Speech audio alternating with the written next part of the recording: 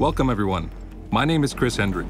With Rainbow Six Siege's closed beta, a lot of you are going to be playing the game for the first time.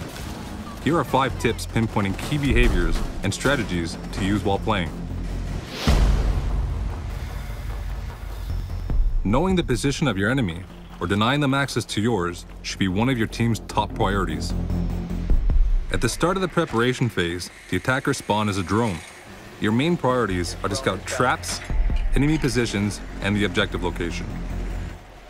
As the prep phase comes to an end, it is ideal to try to put your drone in a spot that is hidden. This will ensure it stays alive.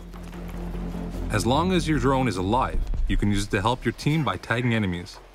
Tagged enemies have their names shown through walls for duration.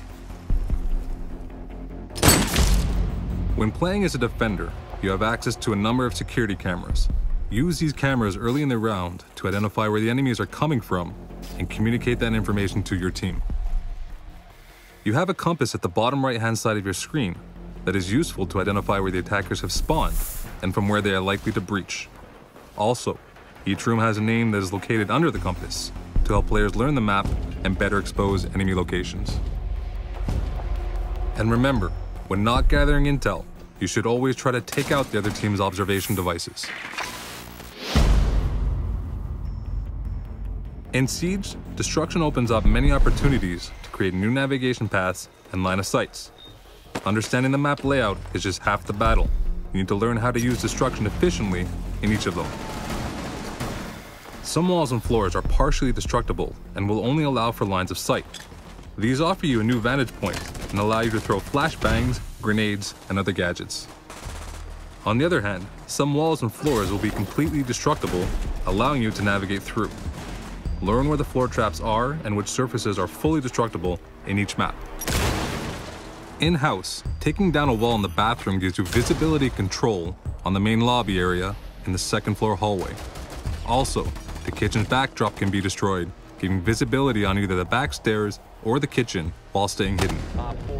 In Hereford, you have full visibility on the armory, the projector room, and the stairs by punching holes in these walls.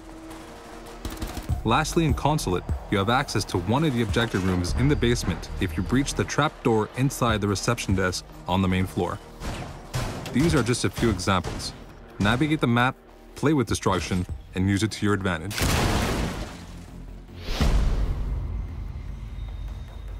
The game is built around a unique pick system, which means that no same operator can be selected twice during a round. Team composition is crucial, and you need to be familiar with the 20 operators and their respective roles. Operators can be split into 5 roles. Point men are typically the ones who are in first line facing the threat. They usually carry a ballistic shield, covering them and their teammates, and are useful to pass through defender choke points. Breachers excel at opening new unexpected entry points. They carry a specific gadget, giving them a unique breach option that no other operator has. Trappers specialize in turning the place into a deadly fortress. They carry booby traps that can be fatal to any careless attacker. Blockers hold a gadget that will greatly slow down the enemy. Contrary to trappers, blockers' gadgets are usually non-lethal but can neutralize the attacker's weapons and tools. If you're more into assisting your team, you can play as a support. For instance, these operators either specialize in providing intel, extra armor, or reviving their teammates with more efficiency. Finally, keep in mind that each operator has a different level of speed and armor. Characters with more armor will be slower, and those without will be faster. At the start of the preparation phase, decide which areas of the map you want to completely zone off.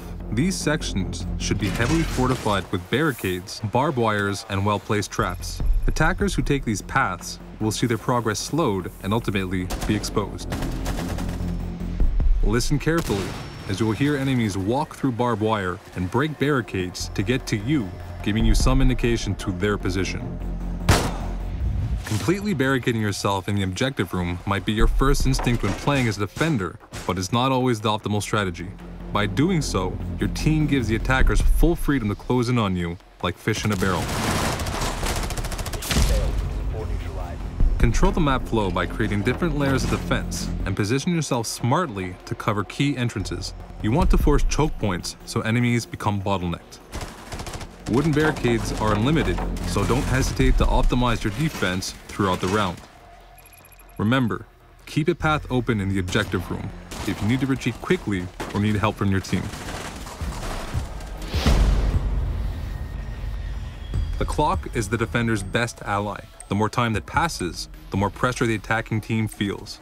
Therefore, the less time that is left in a round, the more chances attackers will make mistakes as they become rushed and disorganized. As a defender, try to slow down the attackers by using all of your tools, traps, and gadgets. By smartly covering all the potential entry points close to the objective, you run the clock and put pressure on the attackers to make a move. If you're the last defender alive, and the remaining time is close to 0, then you might want to hide somewhere near the objective and wait.